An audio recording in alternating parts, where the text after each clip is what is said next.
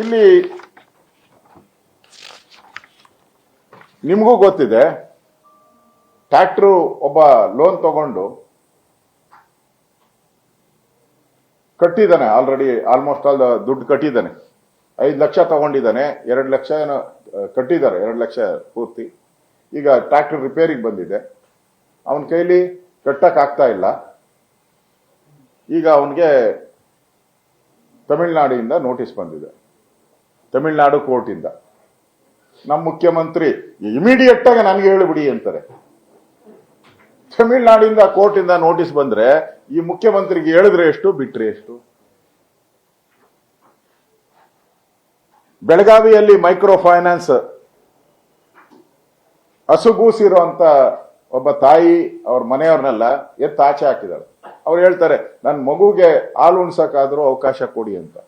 ಹಾಲು ಉಣ್ಸಕ್ಕೂ ಅವಕಾಶ ಕೊಡದೆ ಎತ್ತು ಬೀದಿಗೆ ಹಾಕಿದ್ದಾರೆ.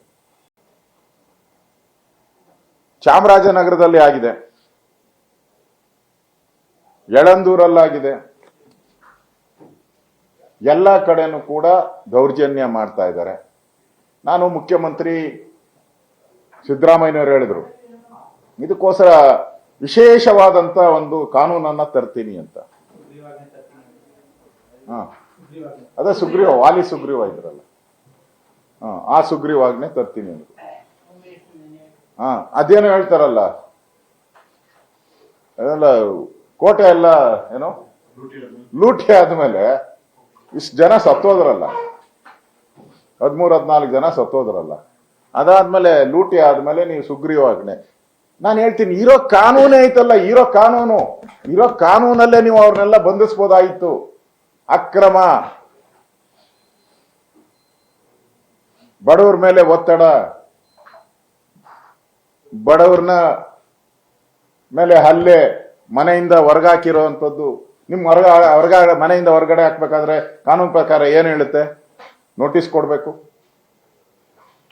ಅವ್ರಿಗೆ 15 ದಿನನೋ 1 ತಿಂಗಳೋ ನೋಟಿಸ್ ಕೊಡ್ಬೇಕು. ಕೊಟ್ಟಾಗಿಲ್ಲ ಅಂದ್ರ ಮೇಲೆ ಅದನ್ನ ತಗೊಂಡೋಗಿ ಕೋರ್ಟ್ಗೆ ಹಾಕ್ಬೇಕು. ಕೋರ್ಟ್ ಅವರು ಅದನ್ನ ಎವಿಕ್ಷನ್ ಮಾಡ್ಬೇಕು. ಈ ಮನೆ ಖಾಲಿ ಮಾಡುವಂತ ಎವಿಕ್ಷನ್ ಇದಾರ? ಆತರ ಎವಿಕ್ಷನ್ ಬಂದಿರೋಂಥ ಕೋರ್ಟಿಂದ ಆರ್ಡರ್ ಎವಿಕ್ಷನ್ ಇದೆ? ಇಲ್ಲ. ಪೊಲೀಸರು ಇದ್ರ ಮೇಲೆನೆ ಕ್ರಮ ತೆಗೆದುಕೊಳ್ಬಹುದಾಯ್ತಲ್ಲ. ಇಷ್ಟೆಲ್ಲ ನನಗೆ ಇನ್ಫಾರ್ಮೇಶನ್ ಬಂದಿರೋದು, ಮಾಧ್ಯಮದಲ್ಲೂ ಬಂದಿದೆ. ಇದಕ್ಕೆಲ್ಲ ಪೊಲೀಸರು ಸಹ ಸಹಕಾರಿ ಅಂತ, ಏಜೆಂಟ್ ಅಂತೆ. ಈ ವಸೂಲಿಗೆ ಪೊಲೀಸರು ಸಹ ಇದರಲ್ಲಿ ಶಾಮೀಲಾಗಿದ್ದಾರೆ ಅಂತ ಹೇಳಿ, ಅಂದ್ರೆ ವಸೂಲಿ ಮಾಡೋದ್ರಲ್ಲಿ ಪೊಲೀಸರು ಕೂಡ ಅವ್ರು ಸಹಕಾರ ಕೊಡ್ತಾ ಇದ್ದಾರೆ ಈ ಮೈಕ್ರೋ ಫೈನಾನ್ಸ್ಗೆ ಅಂತ ಹೇಳಿ ಆಪಾದನೆಯನ್ನ ಜನ ಮಾಡ್ತಾ ಇದ್ದಾರೆ. ಅಂದ್ರೆ ಬೇಲಿನೇ ಎದ್ದು ಹೊಲ ಮೇಯ್ದಂಗ ಆದ್ಮೇಲೆ ಸಿದ್ದರಾಮಯ್ಯನವರು ಕಂಪ್ಲೇಂಟ್ ಕೊಡಿ, ಕಂಟ್ರೋಲ್ ರೂಮ್. ಏನಕ್ಕೆ ನಿಮ್ ಕಂಟ್ರೋಲ್ ರೂಮ್?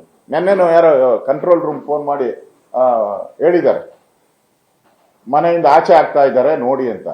ರಿಪ್ಲೈ ಇಲ್ಲ, ಅದು ಕಂಟ್ರೋಲ್ ರೂಮ್ ಇಂದ ರಿಪ್ಲೈನೇ ಇಲ್ಲ. ನೀವು ಸುಗ್ರೀವಾಣೆ ತತ್ತೀನಿ ಅಂತ ಹೇಳಿ ಅವಾಗ 3-4 ದಿನ ಆಗೋಯ್ತು. ಏನಾನ ಒಂದು ಇಂಪ್ರೂವ್ ಆಗಿದೆಯಾ? ಇವತ್ತು ಆತ್ಮಹತ್ಯೆ ಆಗಿದೆ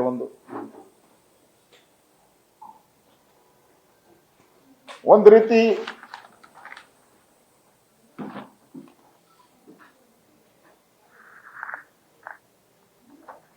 ಇನ್ ಕೆಲವರು ಕೇಂದ್ರ, ಇವತ್ತು ಒಬ್ಬ ಮಂತ್ರಿ ಹೇಳಿದ್ದಾರೆ, ನುಡಿಮುತ್ತುಗಳು ಒಬ್ಬ ಮಂತ್ರಿ, ಇದು ಕೇಂದ್ರ ಸರ್ಕಾರ ಕ್ರಮ ತೆಗೆದುಕೊಳ್ಬೇಕಾಯ್ತದೆ. ಯಾರ ವೈಫಲ್ಯ ಅಂದ್ರೆ ಆ ಮಂತ್ರಿ ಎಷ್ಟು ನುಡಿಮುತ್ತು ಹೇಳಿದ್ದಾರೆ ಅಂದ್ರೆ ಕೇಂದ್ರ ಸರ್ಕಾರದ ವೈಫಲ್ಯ ಅಂತ. ನಿಜಕ್ಕೂ ನಿಮ್ಗೆಲ್ಲ ಅವಾರ್ಡ್ಗಳನ್ನ ಕೊಡ್ಬೇಕು, ಯಾವ ಅವಾರ್ಡ್ ಅಂತ ಹುಡುಕಿ ಕೊಡ್ಬೇಕು ನಿಮ್ಗೆ.